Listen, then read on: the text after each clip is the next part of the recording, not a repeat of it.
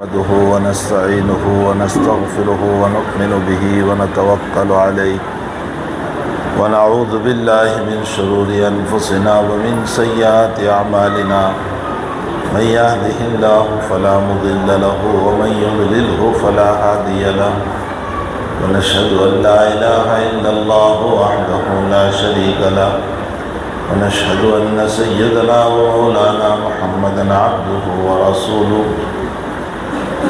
أما بعد أعوذ بالله من الشيطان الرجيم بسم الله الرحمن الرحيم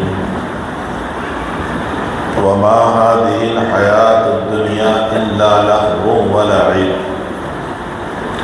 وإن الدار الآخرة لهي الحيوان لو كانوا يعلمون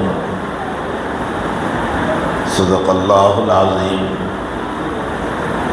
واجب التکریم حضرات علماء کرام، بزرگوں، بھائیوں، دوستوں، عزیزوں، پردہ نشین ہماری مائیں، بہنیں اور بیٹیاں،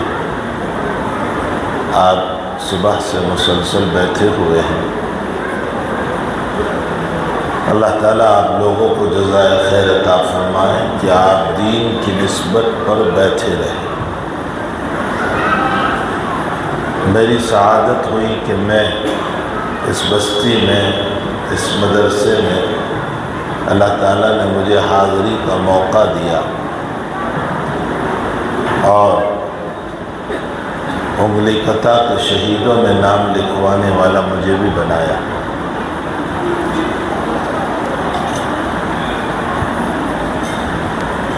میں بہت تھکا ہوا ہوں، بہت لمبے سفر سے آ رہا ہوں، ہمت بھی نہیں ہے بولنے کی، لیکن عزیزم علی وسیم سلمہ کا اصرار اتنا تھا کہ بہرحال میں حاضر خدمت ہو گیا۔ دعا فرمائیں کہ اللہ تعالیٰ ذہن میں کوئی بات ڈال دے۔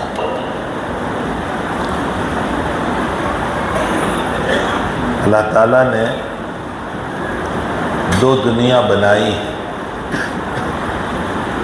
ایک دنیا ہے جس کو ہم دنیا کہتے ہیں اور ایک آخرت ہے۔ دنیا کو دنیا اسی لیے کہتے ہیں، ہم سب بولتے ہیں نا کہ یہ دنیا، قرآن نے بھی اس کو دنیا کہا، وما هذه الحیات الدنیا۔ دنیا کا لفظ یا تو نکلا ہے دنون سے،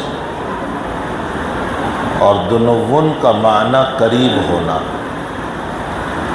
اور چونکہ آخرت کے مقابلے میں دنیا قریب ہے، پہلے دنیا ہے پھر آخرت ہے، اس لیے اس کو دنیا کہا گیا۔ یا دنیا کا لفظ نکلا ہے دنیون سے، ذلیل، خستہ، اس لیے اس کو دنیا کہا گیا۔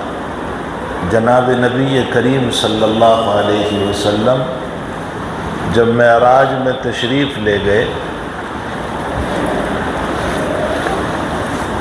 تو ایک خوبصورت عورت آپ کو بلانے لگی، یا محمد یا محمد یا محمد۔ روایتوں میں ہے کہ حضرت نے اس کی طرف کوئی توجہ نہیں فرمائی، دیکھا نہیں۔ آگے جب چلے تو جبریل امین سے کہا کہ کوئی مجھے بلا رہا تھا، وہ کون؟ فرمایا حضرت وہ دنیا تھی جو بہت ہی بن سنور کر آپ کے سامنے آئی تھی، اگر آپ اس کا جواب دے دیتے تو آپ کی امت دنیا کی محبت میں مبتلا ہو جاتی، لیکن اچھا ہوا آپ نے جواب نہیں دیا۔ معراج کا واقعہ تو آپ جانتے ہی ہیں، ایک اسراء ہے، یہ ساری باتیں اسراء میں پیش آئی، یعنی کعبۃ اللہ سے بیت المقدس تک جانے میں یہ ساری باتیں پیش آئی، اور ایک معراج ہے جو بیت المقدس سے سدرۃ المنتہا تک، اور ایک اعراج ہے وہ سدرۃ المنتہا سے اللہ تک، یہ 3 ہیں، اسراء ہے، معراج ہے، اعراج ہے، عروج۔ اور شیخ سعدی رحمۃ اللہ علیہ سے سہو ہو گیا، اور بہت سے لوگ اس کو نقل کرتے رہتے ہیں کہ نبی علیہ فرشتے جو ہیں، جبریل امین جو ہیں، جب سدرۃ المنتہا کے قریب پہنچے تو حضور پاک صلی اللہ علیہ وسلم سے فرمایا کہ اب آگے آپ جاؤ، اگر میں جاؤں گا تو میرے پر جل جائیں گے۔ یہ شیخ سعدی کی غلطی ہے، سہو۔ اور اس پر حضرت نے ایک شعر بھی کہا ہے جس کو خطبہ اپنے بیانوں میں پڑھتے رہتے ہیں، اگر یکسر موئے برتر پرم، فروغ تجلی بسوجت پرم، لیکن یہ حضرت کا سہو ہے۔ جبریل امین اخیر تک حضور کے ساتھ تھے، اور قرآن کریم میں ہے کہ فرشتے اللہ کے عرش کے چاروں طرف رہتے ہیں، تو اگر فرشتوں کا گزر اللہ کے عرش کے چاروں طرف ہو سکتا ہے تو جبریل کے لیے کیا چیز مانی تھی۔ والملائکۃ حافین من حول العرش، تو من حول العرش ملائکہ جب چاروں طرف رہتے ہیں تو پھر جبریل تو سب سے بڑے ہیں، ان کی رکاوٹ میں کیا مسئلہ ہو گیا۔ لیکن بہرحال ایک بات چل پڑی کہ جبریل نے یہ کہہ دیا۔ حقیقت یہ ہے کہ جبریل امین اخیر تک گئے، اور نبی اکرم صلی اللہ علیہ وسلم نے آپ سے اخیر تک گفتگو بھی فرمائی۔ تو فرمایا یہ دنیا تھی، اگر آپ دنیا کا جواب دے دیتے تو آپ کی امت دنیا کی محبت میں مبتلا ہو جاتی۔ اچھا ہوا آپ نے جواب نہیں دیا۔ تو دنیا دنیون سے ہے، دنیا ذلیل، اس لیے اس کو دنیا کہا گیا۔ دنیا دار العمل ہے اور آخرت دار الجزا ہے۔ دنیا دار الفنا ہے اور آخرت دار البقا ہے۔ یہاں کی ہر چیز فانی ہے، یہاں کی خوشی بھی فانی، ہمیشہ نہیں رہتی۔ بچہ پیدا ہوا، 1 دن کی خوشی، 4 دن کی خوشی، 5 دن کی، 10 دن کی، ختم۔ نکاح کیا، چند دن کی خوشی، ختم۔ کوئی تمغہ ایوارڈ مل گیا، 1 دن کی خوشی۔ یہاں کی خوشی بھی فانی، یہاں کی غمی بھی فانی، یہاں کی صحت بھی فانی، یہاں کی بیماری بھی فانی، یہاں کی مالداری بھی فانی، یہاں کی غریبی بھی فانی۔ انسان جب مالدار ہوتا ہے تو مسئلہ یہ ہے کہ یہ دنیا جو ہے یہ توئیز ہے، کھلونے ہیں جو اللہ نے ہم کو کھیلنے کے لیے دیے ہیں۔ اولاد توئیز ہے، بیوی توئیز ہے، کھلونا ہے جس سے ہم کھیلتے ہیں۔ مال و متاع اور بزنس اور کاروبار اور دکان سب توئیز ہے، یہ سب توئیز ہے جس سے ہم کھیلتے رہتے ہیں۔ دنیا میں آپ نے دیکھا ہوگا کہ کبھی ہم توئیز تو رہنے دیتے ہیں، یہاں بہت سارے کھلونے ہیں وہ رہنے دیتے ہیں اور بچے کو لے لیتے ہیں، اور کبھی آپ نے دیکھا ہوگا کہ توئیز لے لیتے ہیں۔ اللہ کی دونوں ادائیں ہیں، ہم کھیلنے والے ہیں اور یہ سب توئیز ہے۔ کبھی اللہ کھلونا لے لیتا ہے، بچے کا انتقال، بیوی کا انتقال، کاروبار میں مسئلہ، دکان ٹھپ ہو گئی، کھیتی میں بارش نہ ہونے سے ناکامی ہو گئی، یہ توئیز اللہ نے لے لیا۔ اور کبھی سارے توئیز ہے، اولاد بھی رہ گئی، بیوی بھی رہ گئی، کھیتی بھی رہ گئی، کاروبار بھی ہے، دکان بھی ہے، سب کچھ ہے، اور اللہ نے ہم ہی کو اٹھا لیا کہ چلو آخرت کی طرف۔ توئیز رہ گئے، اللہ نے ہم کو لے لیا۔ تو یہاں کی ہر چیز فانی ہے، اس میں کوئی بقا نہیں۔ آخرت کی نعمت بھی باقی۔ حضرت نبی علیہ السلام فرماتے ہیں، ایک مرتبہ صلاۃ الکسوف پڑھائی، آفتاب گرہن کی نماز، سورج گرہن کی نماز، اور حضرت نماز میں آگے چلے پھر پیچھے ہٹے۔ صحابہ نے نماز کے بعد پوچھا کہ حضرت کبھی ہم نے نہیں دیکھا نماز میں چلنا، یہ آگے پیچھے۔ فرمایا میں جب نماز پڑھ رہا تھا تو اللہ نے جنت میرے سامنے کر دی، کوئی مثال نہیں تھی، حقیقت تھی، پردے ہٹا دیے اللہ نے۔ تو میں نے سوچا کہ ایک انگور کا خوشہ لے لوں، جنتی انگور، ایک تو تمہارے وہاں کے انگور ہیں جو کھیتی میں ہوتے ہیں۔ فرمایا کہ میں انگور کا خوشہ لے لوں، اس کے لیے میں آگے چلا۔ اگر میں لے لیتا تو قیامت تک میری امت کھاتی رہتی، اس لیے کہ اس میں فنا نہیں، جنت کی نعمت میں فنا نہیں۔ لیکن میں نے اس لیے نہیں لیا کہ پھر ایمان بالغیب نہیں رہے گا، ایمان بالمشاہدہ ہو جائے گا، دیکھ کر ایمان ہو۔ اور اللہ تو یؤمنون بالغیب، بن دیکھے ایمان مانگتا ہے، اس لیے میں نے نہیں لیا۔ اور میں پیچھے ہٹا، وہ اس لیے کہ جہنم پیش کی میں اللہ نے، میں آگ کو دیکھ کر پیچھے ہٹ گیا۔ پھر حضرت نے فرمایا کہ میں نے آگ میں سب سے زیادہ عورتوں کو دیکھا، سب سے زیادہ عورتوں کو دیکھا۔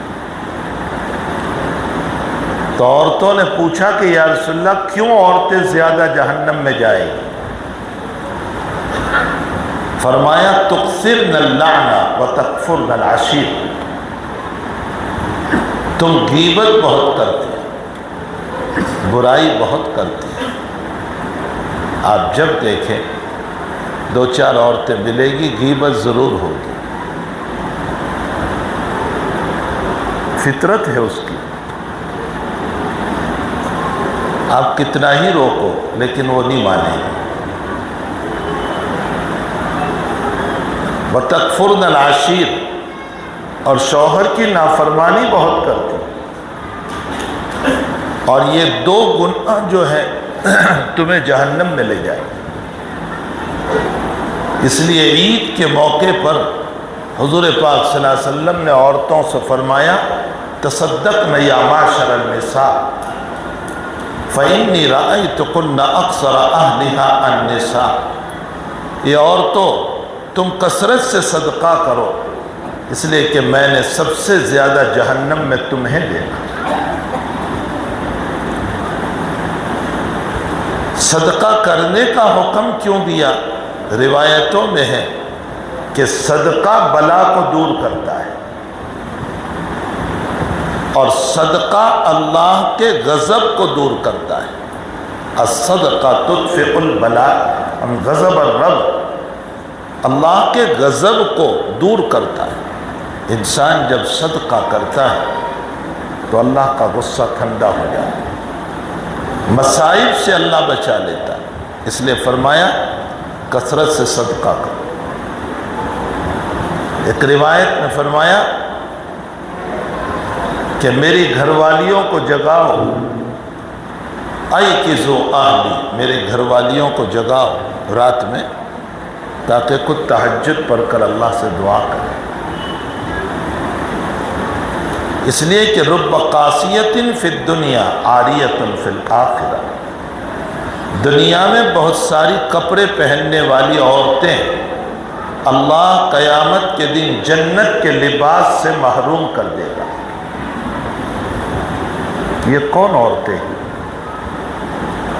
بعض محدثین فرماتے ہیں کہ اس سے وہ عورتیں ہیں جنہوں نے اتنے ٹائٹ کپڑے پہنے، اتنے فٹ کپڑے پہنے کہ جس کی وجہ سے کپڑوں کے باوجود بدن کا ابھار نظر آتا ہے۔ جیسے آج بچیوں کا مزاج بنا، شوہر کے سامنے کوئی حرج نہیں، لیکن پرایوں کے سامنے۔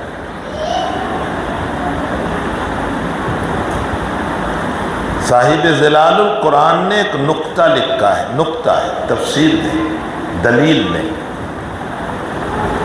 فرمایا کہ قرآن کریم میں اللہ نے بہت ساری عورتوں کے واقعات ذکر کیے، لیکن ان عورتوں کا نام نہیں لیا سوائے ایک عورت، اور وہ ہے مریم علیہ السلام۔ بس ان کا نام لیا، باقی کسی عورت کا نام نہیں۔ اجمالاً اللہ نے ذکر کر دیا، وامرأۃ لوط، وامرأۃ لوط، وامرأۃ عزیز مصر، امرأۃ فرعون۔ تو کیا اللہ کو ان کے نام کا پتہ نہیں تھا کہ نوح کی بیوی کا کیا نام، لوط کی بیوی کا کیا نام، عزیز مصر کی بیوی کا کیا نام، فرعون کی بیوی کا کیا نام؟ کیا اللہ کو پتہ نہیں تھا؟ پھر نام کیوں نہیں لیا؟ قرآن کے پڑھنے والوں کو اللہ سبق دیتا ہے کہ عورت وہ چیز ہے کہ جس کے نام کا بھی بلا وجہ اظہار نہیں کرنا چاہیے۔ ہاں، سرکاری دفاتر میں یا کہیں ضرورت پڑ جائے آپ ضرور نام لیں، لیکن بلا وجہ کے باتوں میں، مجلسوں میں اپنی بیویوں کے نام نہ لیا کرو، اس لیے کہ بعض فاسد مزاج نام سے بھی لذت لیتے ہیں۔ یہ قرآنی حکمت ہے۔ اسی لیے مشکوٰۃ شریف کی روایت ہے، جناب نبی کریم صلی اللہ علیہ وسلم نے فرمایا کہ ایک عورت نے وضو یا غسل کیا اور پانی بچ گیا، تو پرائے مرد کو چاہیے کہ اور پانی اگر موجود ہے تو اس پانی سے وضو اور غسل نہ کرے جو بچا ہوا ہے عورت کا، اگرچہ وہ پاک ہے، ناپاک نہیں ہے۔ وضو کرے گا، وضو ہو جائے گا، غسل کرے گا، ہو جائے گا، لیکن پسندیدہ نہیں کہ اگر اور پانی موجود ہے تو پرائی عورت کا بچا ہوئے پانی سے وضو اور غسل نہ کرے۔ اپنی عورت مراد نہیں، اپنی عورت کا تو بچا ہوا پانی آپ پی بھی لے تو کوئی حرج نہیں، وہ تو اپنی بیوی ہے، بلکہ پینا چاہیے۔ حضرت عائشہ فرماتی ہے، ام جان رضی اللہ تعالیٰ عنہ، کہ میں کبھی ہدی کو لے کر گوشت کھاتی تھی۔ وہ ہماری طرح چھوٹے چھوٹے کاشنی ہوتے تھے، جو ہمارے وہاں اتنے چھوٹے ٹکڑے ہوتے ہیں نا گوشت کے، عربوں میں بڑے بڑے ٹکڑے ہوتے تھے۔ فرمایا میں ہدی والا گوشت کھاتی تھی، پھر حضرت کہتے تھے مجھے بھی دے، اور میں حالت حیض میں ہوتی تھی، اور میں نے جہاں سے کھایا میرے محبوب وہیں سے تناول فرماتے تھے۔ محبت اظہار ہے۔ فرمایا میں پیالے میں پانی پیتی تھی، جہاں میں نے منہ لگایا میرے محبوب وہیں سے منہ لگاتے تھے۔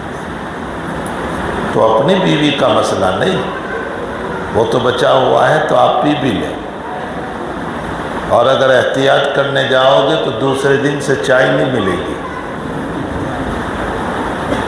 کہ میرا بچا ہوا پانی نہیں استعمال کرتے تو میرے ہاتھ کی چائے کیوں پیتے ہو۔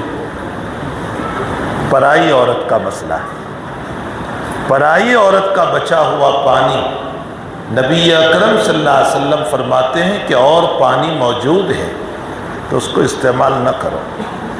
اسی طرح عورت کو بھی کہا گیا کہ پرائے مرد کا بچا ہوا پانی، مرد کا پانی جو بچ گیا ہے، اگر اور پانی موجود ہے تو پرائے مرد کا بچا ہوا پانی وضو اور غسل میں استعمال نہ کریں۔ کیوں منع کیا شریعت نے جب پانی پاک ہے؟ ایک طرف شریعت اسراف سے منع کر رہی کہ فضول خرچی نہ کرو پانی میں، یہاں پانی موجود ہے پھر بھی شریعت کہتی ہے دوسرا پانی لو۔ کیوں آخر؟ فرمایا اس لیے کہ ہو سکتا ہے وضو اور غسل کرتے کرتے اگر مرد کا ذہن اس عورت کی طرف چلا گیا یا عورت کا ذہن اس مرد کی طرف چلا گیا تو ذہنی زنا میں مبتلا ہو جائے گی، اور شریعت مطہرہ اس سے بچانا چاہتی ہے، اس لیے منع فرمایا۔ بہت احتیاطی پہلو ہے ہماری شریعت جو ہے نا، وہ صرف نماز روزہ کا نام نہیں، ہماری شریعت اصول ہے، قانون ہے، حفاظتی باتیں ہیں، تاکہ انسان کا ایمان، انسان کی ذات، انسان کی عفت و عصمت، انسان کی عزت، انسان کی پاک دامنی محفوظ رہے، اس پر کسی قسم کا الزام نہ آ جائے۔ اس لیے شریعت مطہرہ نے یہ مسائل بیان فرمائے۔ تو یا تو اس سے وہ عورت مراد ہے جس نے بہت ٹائٹ کپڑے پہنے، یا پھر اس سے وہ عورت مراد ہے جس نے اتنے باریک کپڑے پہنے کہ بدن نظر آ رہا تھا، جیسے آج کل شادیوں میں فیشن بنی کہ باریک باریک کپڑے پہنتی ہے جس سے بدن نظر آتا ہے، یا اس سے وہ عورتیں مراد ہیں جو شارٹ کٹ پہنتی۔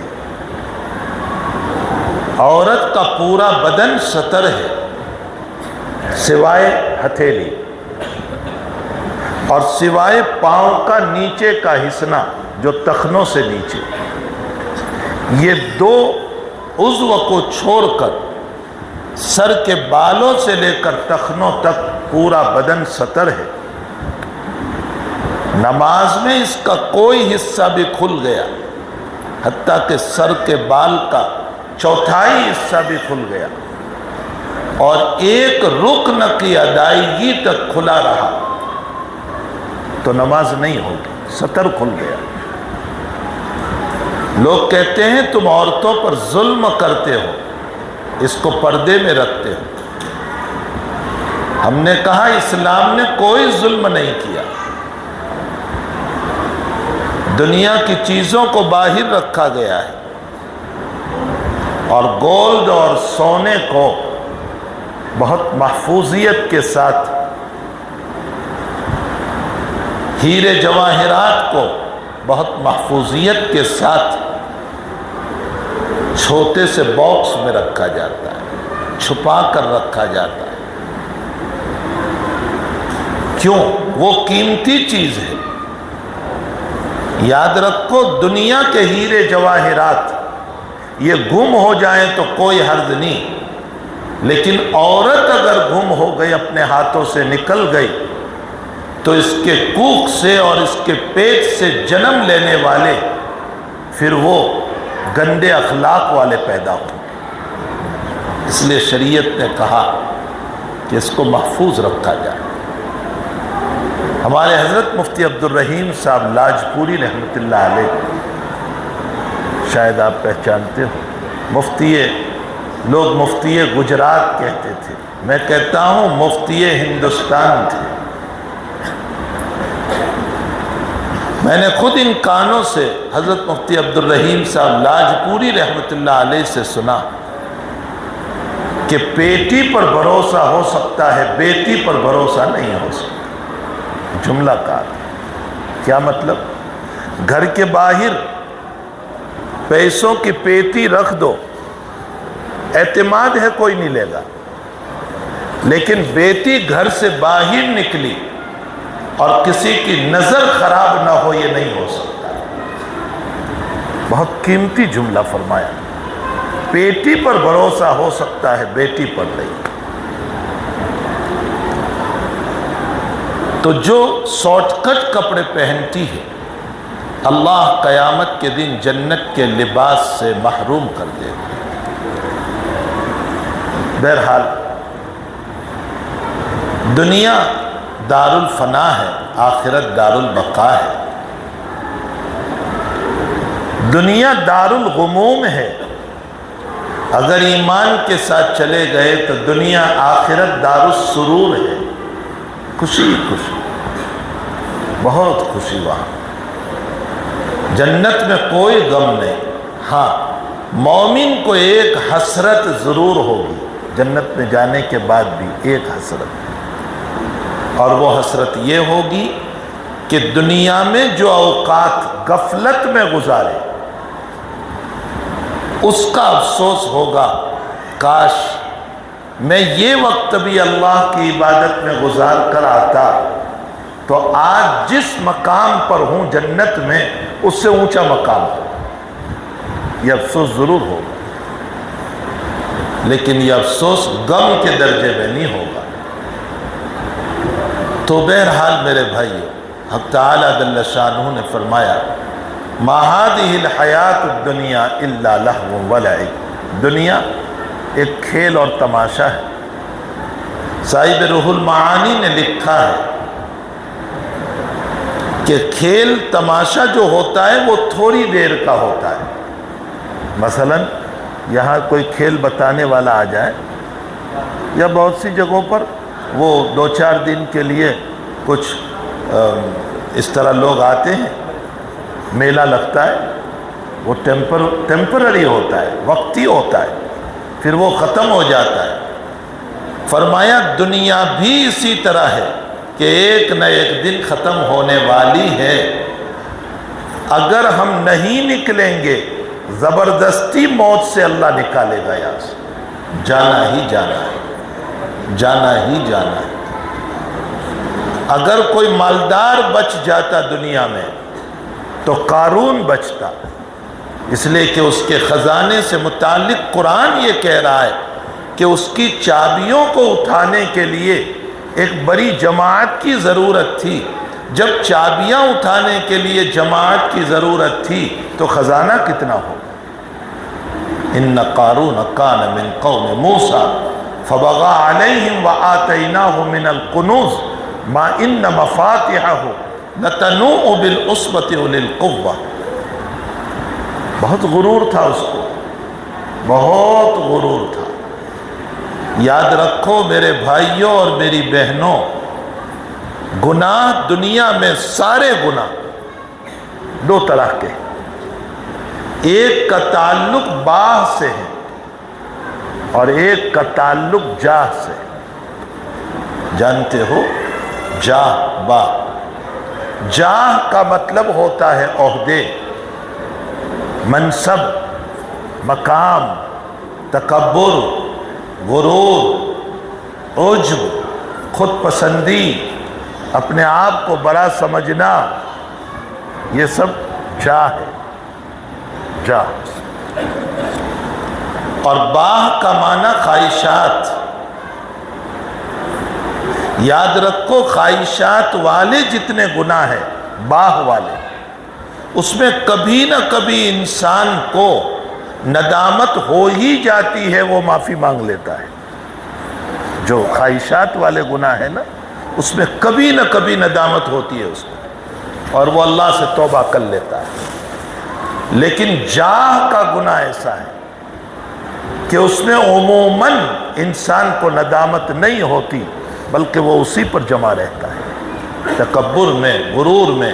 کبھی نمازوں پر غرور، کبھی عبادت پر غرور، کبھی سخاوتوں پر غرور، کبھی علم پر غرور، کبھی اپنے عہدوں پر غرور، اپنی سیاست پر غرور جمع رہتا ہے۔ عیسیٰ علیہ السلام کے زمانے کا واقعہ ہے کہ دو آدمی تھے۔ ایک آدمی دعا کر رہا تھا، اللہ بڑا گنہگار ہوں تو مجھے معاف کر دے، اللہ بڑا گنہگار ہوں مجھے معاف کر دے۔ اور دوسرا بڑا نیک تھا، وہ کہہ رہا تھا کہ اللہ اس مجرم کے قریب مجھے نہ لے جانا، میں تو پاک دامن ہوں۔ ہاں، عبادتوں کا بھی غرور ہوتا ہے، اس کا بھی نشہ ہوتا ہے۔ شراب کا نشہ اترتا ہے لیکن جاہ کا نشہ نہیں اترتا، یہ مسلم مسئلہ ہے۔ وہ کہہ رہا تھا اللہ تو مجرم ہے، گنہگار ہے، بڑا شرابی ہے، عیاش ہے، اللہ مجھے اس کے ساتھ نہ رکھنا۔ حق تعالیٰ نے وحی بھیجی اور فرمایا عیسیٰ میں نے دونوں کی دعا قبول کر لی، اس کی مغفرت کر رہا ہوں، اور یہ جو کہہ رہا ہے غرور اور تکبر کی وجہ سے کہ اس کے ساتھ نہ رکھنا، نہیں رکھوں گا، اس گنہگار کو معاف کر کے جنت میں بھیجوں گا، اور تیرے تکبر پر میں تجھے جہنم میں بھیجوں گا۔ مسلم شریف کی روایت ہے، جناب نبی کریم صلی اللہ علیہ وسلم نے فرمایا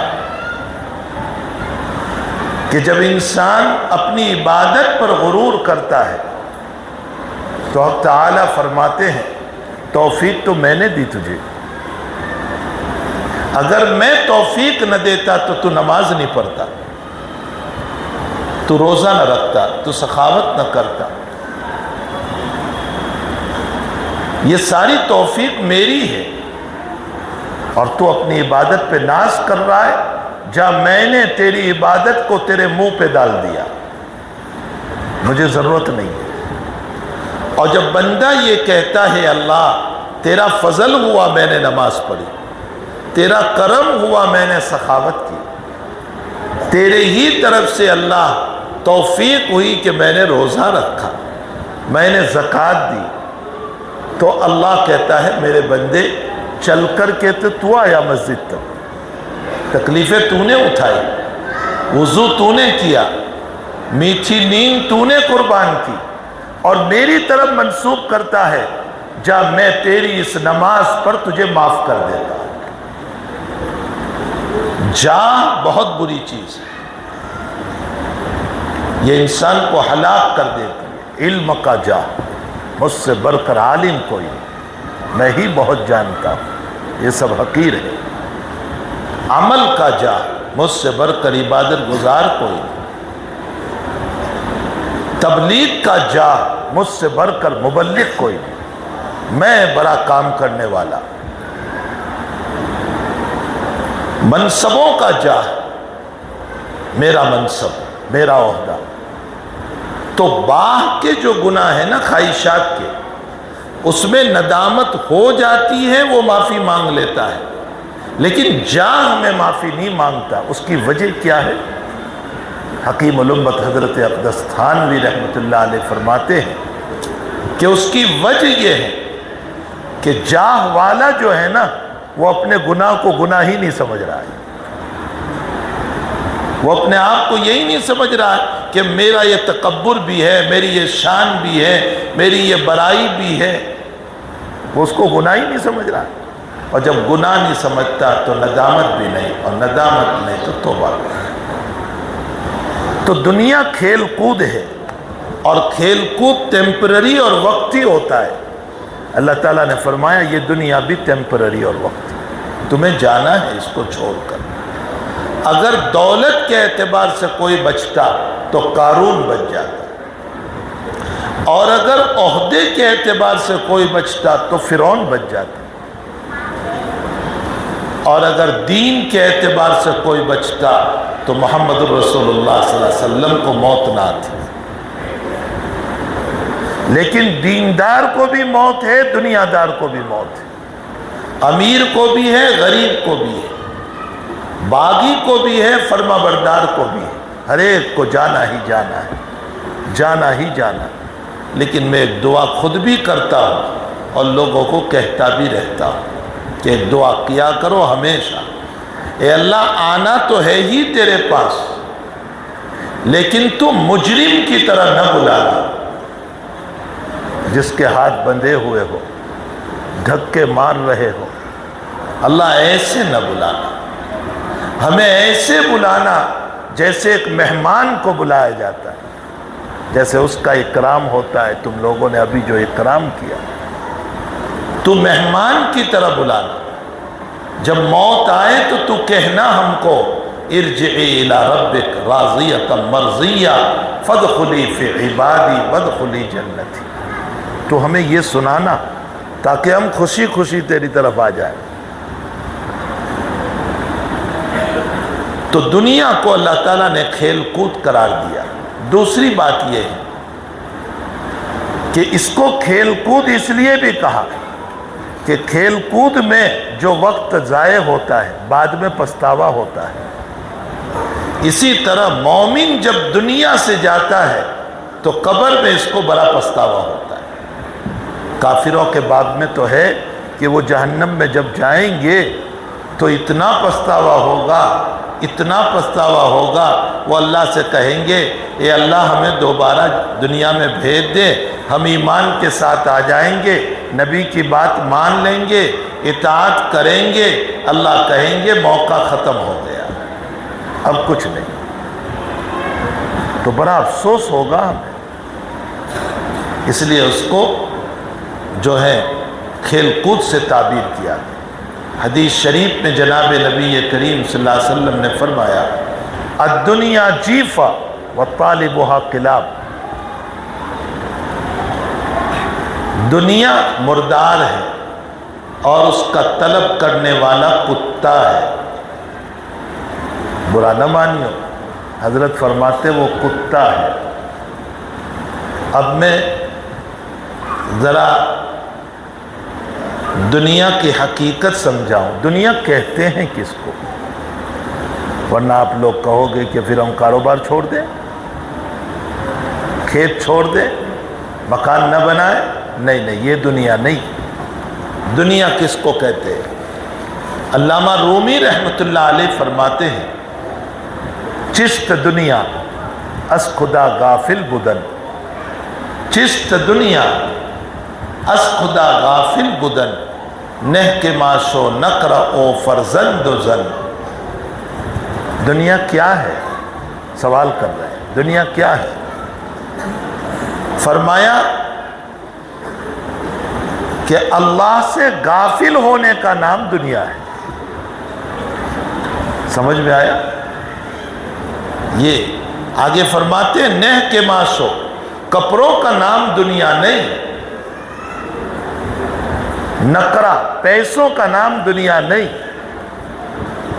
فرزند و زن بیوی بچوں کا نام دنیا نہیں، کاروبار کا نام دنیا نہیں، کھیت کا نام دنیا نہیں، مکان کا نام دنیا نہیں۔ یہ دنیا نہیں ہے، اللہ سے غفلت کا نام دنیا ہے۔ ہمارے حضرت شیخ محمد زکریا صاحب کاندلوی ثم المحاضر المدنی نور اللہ مرقدہ وبرد مزعہ، اس کو مثال سے سمجھاتے تھے، یوں فرماتے تھے کہ دیکھو ایک آدمی کے پاس حلال کے لاکھوں روپے ہیں، حلال کے لاکھوں، لیکن اس کا دل اللہ سے لگا ہوا ہے۔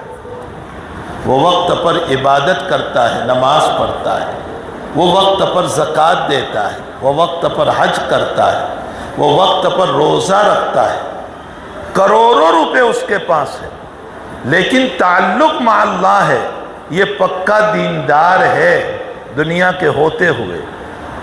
اور ایک آدمی کے پاس 100 روپے ہے، زیادہ نہیں، 100 روپے، لیکن اللہ سے غافل ہے، تو یہ 100 روپے کے ہوتے ہوئے دنیا دار ہے۔ مثال سمجھ میں آئی؟ اللہ سے غفلت کا نام دنیا ہے، غافل نہ بنو اللہ سے۔ کھیت میں رہو نماز پڑھ لو، جاب پہ رہو نماز پڑھ لو، بزنس میں رہو نماز پڑھ لو، جہاں بھی ہو اللہ کی عبادت نہ چھوڑو، اور حلال کا اہتمام کرو، حرام سے اپنے آپ کو بچاؤ۔ آپ پکے دیندار ہیں۔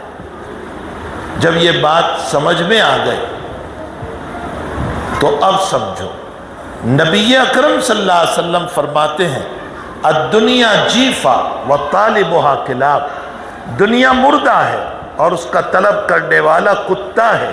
یہ کس کو اللہ کے نبی کہہ رہے ہیں؟ یہ اس کو کہہ رہے ہیں جو اللہ سے غافل ہے۔ ورنہ عبد الرحمن ابن عوف رضی اللہ تعالیٰ عنہ اگر اس وقت ولد میں دیکھا جائیں تو یہ جتنے ولد کے مالدار ہیں نا، عبد الرحمن ابن عوف کے پاس اتنی دولت تھی، صحابی رسول ہے، لیکن اتنی دولت کے باوجود اللہ کے نبی نے جن 10 صحابہ کرام کو اس زمین پر جنت کی بشارت سنائی، اس میں عبد الرحمن ابن عوف بھی ہے۔ اسی دنیا میں جنت کی بشارت سنائی۔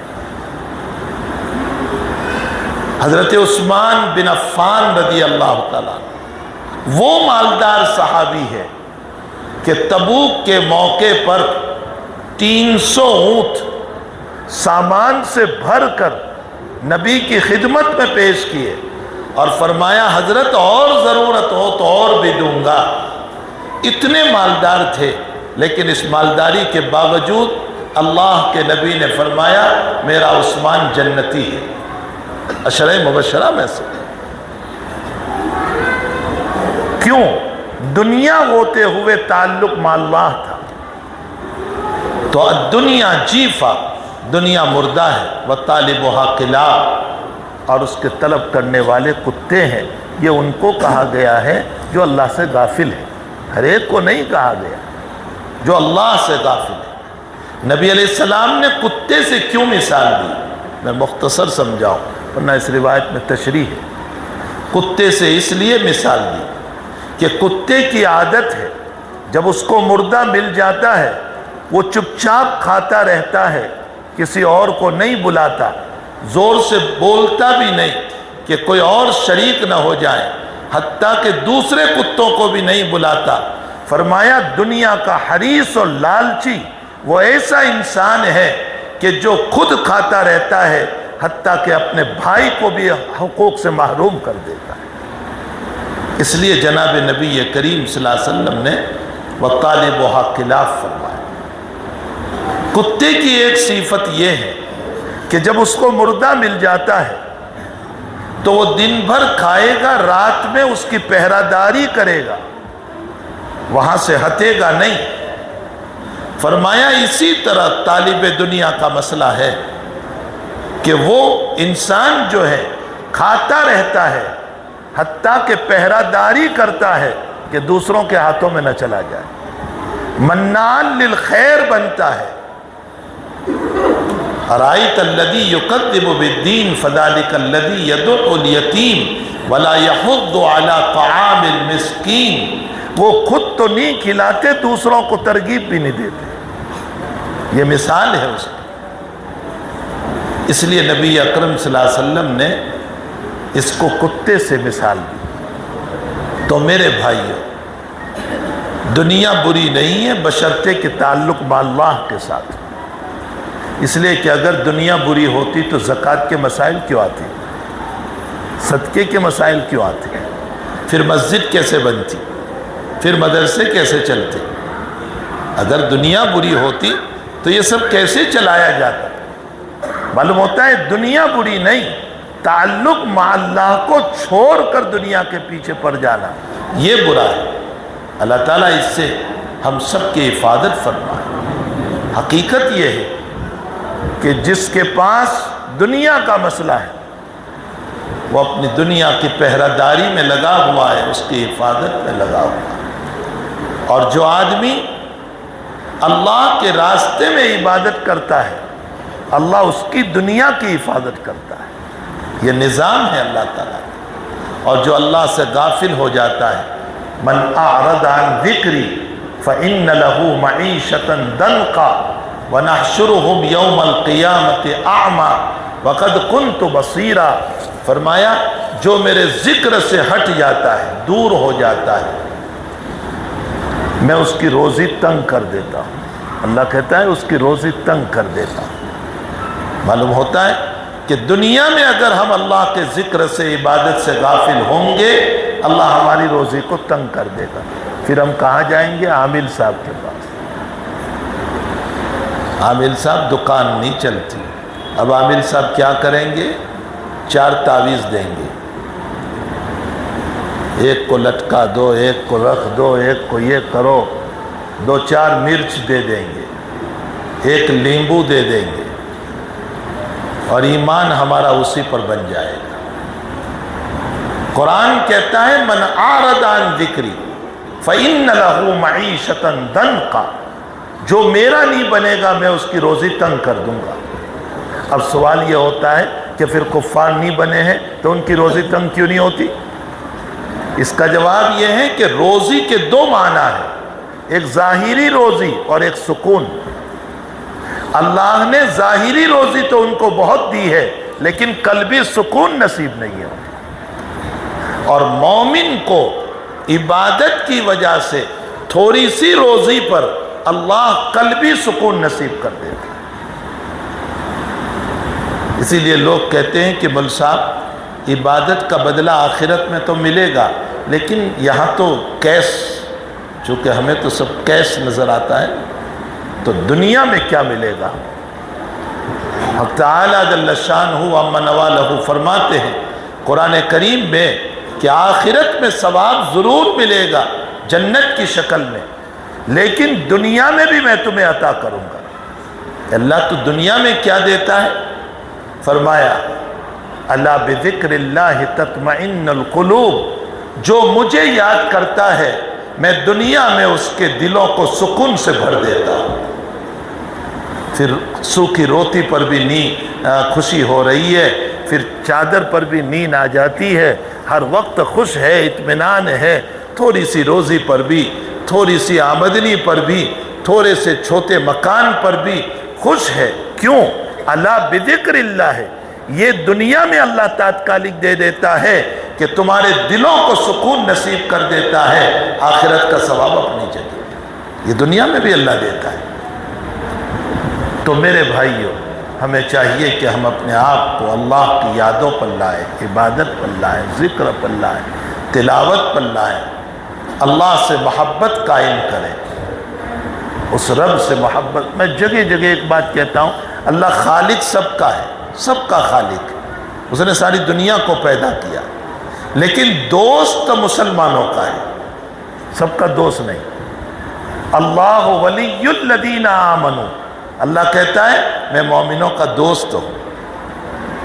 تو جب مومنوں کے دوست ہیں تو آپس میں جو 2 دوست ہیں وہ ایک دوست دوسرے دوست سے کیسے مانگتا ہے؟ جب خوب دوستی ہوتی ہے نا، کہتے ہیں چائے پلا، چل گھر چل، مجھے فلاں چیز دے دے، یہ چیز دے دے، کیسے ہم مانگتے؟ اللہ نے اپنے آپ کو ہمارا دوست بتایا اور اشارہ کیا کہ تم مجھ سے اس طرح مچل کے مانگو جیسے دوست دوست سے مانگتا ہے۔ ہماری دعاؤں میں وہ کیفیت ہونی چاہیے، وہ مچل کر اللہ سے مانگنا چاہیے، اپنی خلوتوں کی دعاؤں میں، اپنی تنہائیوں کی دعاؤں میں۔ تو میرے بھائیوں، اپنے آپ کو اللہ سے لگاؤ، تعلق جوڑو اس سے۔ دنیا والوں کو آزما کر دیکھ لیا، ذرا اسے بھی تو آزماؤ، اسے بھی تو آزماؤ ذرا۔ اگر ماں باپ ناراض ہو جاتے ہیں، برسوں نہیں بولتے، منت سماجت کے باوجود نہیں بولتے، نہیں بولیں گے، تیری بیوی بدماش ہے، برسوں قطع تعلق کر لیتے ہیں۔ میرا رب وہ ہے جو 70 سال کا کافر بھی 2 قطرے آنسو کے بہا کر لا الہ الا اللہ پڑھ لیتا ہے، اللہ معاف کر دیتا ہے 2 منٹ میں، کوئی لمبا چوڑا وقت نہیں، 2 منٹ میں، ایسا رب وہ۔ تو جو رب اتنا جلدی راضی ہوتا ہو، کیا اس رب کو ہم نہیں منائیں گے؟ جس نے ہم کو وجود دیا، جس نے ہمیں پیدا کیا، جس نے ہمیں دیکھنے والی آنکھیں دی، جس نے ہمیں چلنے والے پاؤں دیے، جس نے دل و دماغ دیا، جس نے بہترین جسم دیا، خوبصورت جسم دیا، کیا ہم اس رب کے شکر گزار بندے نہیں بنیں گے؟ یقیناً شکر گزار بندے بنے۔ شکر گزاری میں شکر بولنے سے شکر ادا نہیں ہوتا، اس کی عبادت سے شکر ادا ہوتا، اس کی عبادت کی جائے اور اس کے دیے ہوئے مال میں سے اس کے راستے میں خرچ کیا جائے۔ یہ ہے اللہ کی شکر گزاری۔ اللہ تعالی ہم تمام کو نصیب فرمائے۔ یہ مدرسہ جو ہے یہ اسی لیے قائم کیا گیا تاکہ یہ باتیں سکھائی جائے اور ہم سب کو اللہ سے جوڑا جائے، ہم سب کو جناب نبی کریم صلی اللہ علیہ وسلم سے جوڑا جائے۔ اسی لیے ان مدارس کا قیام ہوتا ہے۔ اللہ تعالیٰ نے تمہارے وہاں بھی یہ نو مولود اور نیا مدرسہ شروع کروایا ہے۔ اللہ کرے کہ یہ آہستہ آہستہ آج چھوٹا پودا ہے، اللہ اس کو بڑا درخت بنا دے۔ اولادوں کی تربیت کیجیے، ان کو دین پڑھائیے، ان کو شریعت پڑھائیے، اور اونچی اونچی دنیا کی تعلیم کی وجہ سے اس مشینری اسکول میں اور اس اسکول میں اور اس میں بڑی اونچی تعلیم ہے نہ بھیجیے، ورنہ مشینری کی اسکول کی تعلیم تو لے کر آئے گی میری بچی، لیکن اس کے ساتھ کفر اور شرک بھی لے کر آئے گی، پھر ایمان کھو چکی ہوگی، پھر بڑی ہونے کے بعد کہے گی ابا جی میں اس کے ساتھ جا رہی ہوں۔ اب ابا جی رو رہے ہیں، منت سماجت کر رہے ہیں، بیٹا ایمان کا مسئلہ ہے، تو کہاں جا رہی ہے؟ فرمایا ایمان چاہے جہنم میں جائے میں اسی کے ساتھ رہوں گی۔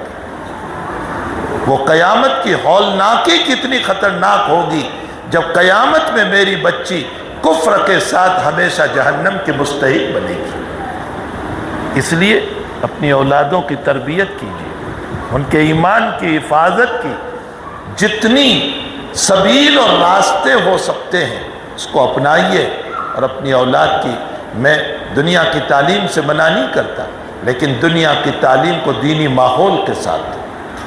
اگر دینی ماحول کے ساتھ آپ ان کو سائنس پڑھاؤ، آپ ان کو میتھمیٹکس پڑھاؤ، آپ ان کو جو چاہے پڑھاؤ، تو پھر اس صورت میں وہ دین بھی دین ہے اور دنیا بھی دین ہے۔ اور اگر صرف دنیا ہی دنیا پڑھائی اور دین نہیں دیا ہے اس کو، تو نتیجہ یہ ہوگا کہ کفر و شرک اور ضلالت کے مسائل ہوں گے، اور ہم قبر میں ہوں گے اور ہماری نسل کسی اور کے ہاتھ میں جا چکی ہے۔ فورین ملک کا ایک واقعہ میں اپنی بات ختم کر دوں۔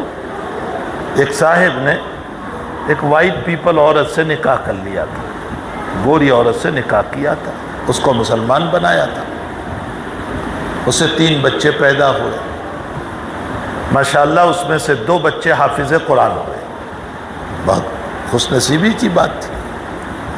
ایک وقت آیا 15-17 سال گزرنے کے بعد کہ میاں بیوی میں لڑائی ہو گئی، اور وہ لڑائی بڑی سخت اور کورٹ تک پہنچی، اور نتیجہ یہ کہ بیوی علیحدہ ہو گئی، اور علیحدہ ہونے کے بعد اپنے مذہب میں چلی گئی، اور کورٹ کا ڈیسیژن یہ تھا کہ یہ 3 بچے اب بیوی کے پاس رہیں گے، ماں کے پاس رہیں گے۔ وہ 3 بچوں کو لے کر گئی، ماں بھی عیسائیت میں گئی، اور 3 بچے جس میں 2 حافظ قرآن تھے وہ بھی عیسائیت میں چلے گئے۔ یہ میں من گھڑت داستان نہیں سنا رہا ہوں، اس باپ کی کہانی سنا رہا ہوں جس نے مجھ کو خود سنایا۔ اپنی اولاد کی تربیت کریں، ان کی دین کی فکر کریں تاکہ ان کا ایمان باقی رہے۔